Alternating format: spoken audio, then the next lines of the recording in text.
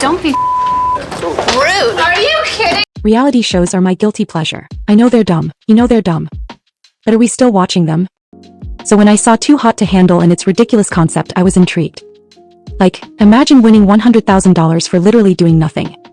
Just keep your hands to yourself. These people acted like they were gonna die if they didn't make out every 5 minutes. And you know what? Oh yeah, I ate it up. Then fast forward to summer 2024. Too Hot to Handle Season 6 was coming out and I was excited. Meanwhile, I'd been seeing edits of Love Island. You don't hate me. Never hate you. And I've always heard of Love Island UK but never had the urge to watch it. But the Love Island US edits were actually insane. Wish me luck. Me too. Yeah. And so I knew I had to watch it. So I got on my computer and it was just pure bliss. The drama, the friendships, the chaos. Chef's kiss. I was literally on the edge of my seat. After that amazing experience, I went back to Netflix to watch Too Hot to Handle and couldn't even get past episode 3. Literally gave up. I just finished it a couple days ago, mind you, it came out 9 months ago. Anyways, I started asking myself, why did Love Island eat so bad that till this day I literally can't get over it? And Too Hot to Handle felt like everyone was on some substance and it was so scripted. So after deep analysis, aka watching reality TV for way too many hours, here's why I think Love Island is superior. Where is it coming from? What is win? So here's my problem with Too Hot to Handle. If you haven't watched, here's some context. The Islanders come into the villa knowing about the rules, unlike previous seasons. Their reasoning is someone in their life recommended the show because they're a freak and need to be tamed by Lana, blah blah blah.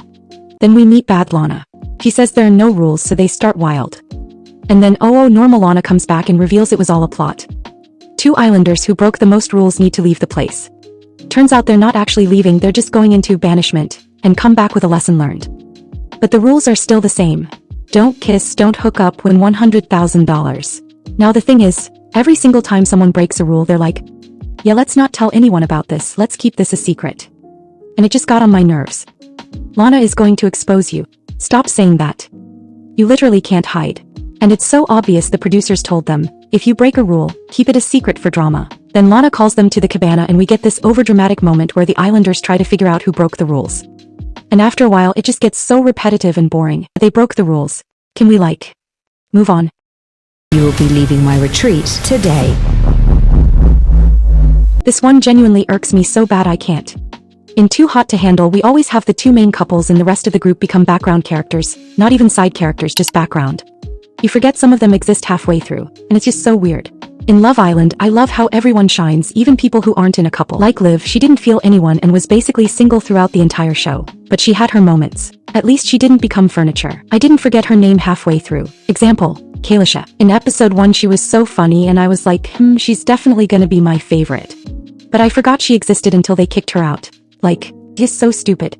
You'd think that a show about forming emotional connections rather than physical ones would focus more on the friendship. But no. And that brings me to the next point. I didn't know that. I'm sorry to hear that. No, it's all good. You didn't kill him. It's calm. Crazy. The friendships in Love Island? Elite. The PPG, Kayla and Liv. Hell, even Rob and Aaron. It's just so cute and I love the fact we actually get to see it and see them bonding as a group. Makes it feel so genuine and real. Too Hot to Handle just doesn't hit that mark. I wish they showed us more of the friendship and how they interact with each other. I thought Bree and Charlie had a cute friendship, but we barely ever see them interact again. And Deemer and Chris? We barely saw their friendship either. I don't know if the way they interact on camera is just awkward or if the producers don't care enough to show it. But again, this is a show about emotional connections, so focus more on the friendships. This rule break has cost you all $6,000. The confessionals feel painfully scripted. Look, I know reality TV is scripted. But damn, at least don't make it obvious. The reactions on this show actually make me want to cry. It's so bad. I know the reactions are supposed to be funny, but I was not amused one bit. It was very obvious the producers hand-fed them lines to say. Actually, throughout the entire show it felt very fake and none of them wanted to be there, they just wanted clout. Compared to Love Island, especially Zhao singing his song and then releasing it after the show, I don't think anyone is listening to that. A reality show is always going to be trashy, but that wasn't the good trash. And yes, there is good and bad trash. Too Hot to Handle was just not it. How to win Too Hot to Handle. So if you guys ever want to go on Too Hot to Handle for some reason, here's how to win it. Break as many rules as you can. Pass Lana's sweet test. Have one genuine moment. Become boyfriend and girlfriend. Boom. Winner. Also, how do they always manage to pass the test but in the villa they can't keep their hands off each other? You have the whole room to yourselves, toys, alcohol, and then you basically take a vow of celibacy? How to make Too Hot to Handle watchable. Stop pretending it's a secret. The whole, let's keep this a secret thing is so overdone. Lana sees everything. Make the friendships matter. Love Island thrives because the friendships are just as entertaining as the couples. Give us more friendship content, group convos and funny moments, not just who broke the rules drama. Give background players more screen time. Right now, if you're not in a main couple, you don't exist. Give everyone moments to shine so we actually care when someone leaves instead of thinking, wait, who was that again? Make the confessionals real again. Less scripted, more natural reactions. Make the workshop actually deep. Instead of basic inspirational quotes, give us something meaningful, fun, or unique. So that's my thoughts. If you made it this far, congrats, you win $100,000. Yeah, actually not kidding.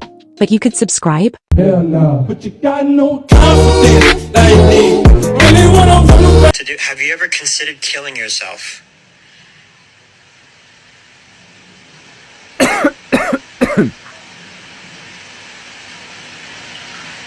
No.